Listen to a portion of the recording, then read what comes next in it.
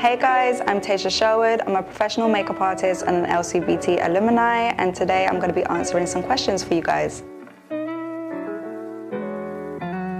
I think as a makeup artist it can be very difficult to find your signature style, but I always like to look at my past looks and see what people like the best and what I like the best. And as I'm growing as a makeup artist, I'm starting to really come into a more classic beauty style. I really like neutrals and I really like enhancing the natural beauty of people's faces. So I'd say my style is quite classic, it's quite beauty focused, and it's very timeless. If I was to teach a class at LCBT, I think it would be how to go into the freelance world.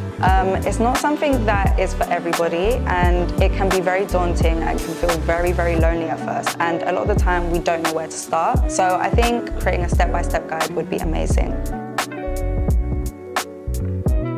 My advice for artists who are wanting to step into that celebrity realm, I would say it's all about your branding, for sure.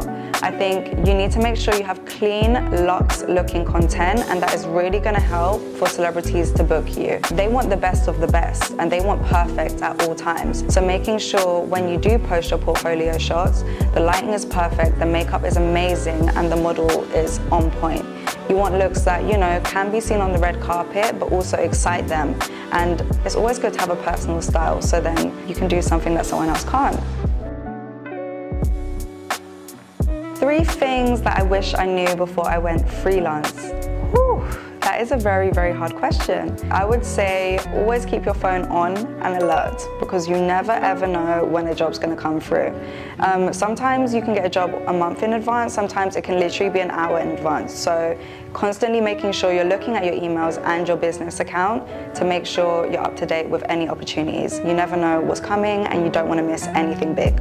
Another thing, I think, as creatives, we can get really sucked up with, you know, the more hands-on and creative side of things. But you really want to make sure that you're safe when going to work, and that is something that I wish I knew sooner. You want to make sure you have all names, addresses, details and credentials of whoever you're visiting, just to make sure if anything does happen, then you're safe and secured. Another thing is also getting insurance. I think that is important. If you lose anything in your kit, if something goes wrong, then you always have that to fall back on.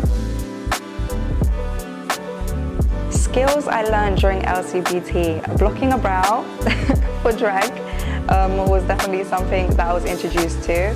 I think hygiene and professionalism was something also, and also working as a team, because you're constantly around the other students.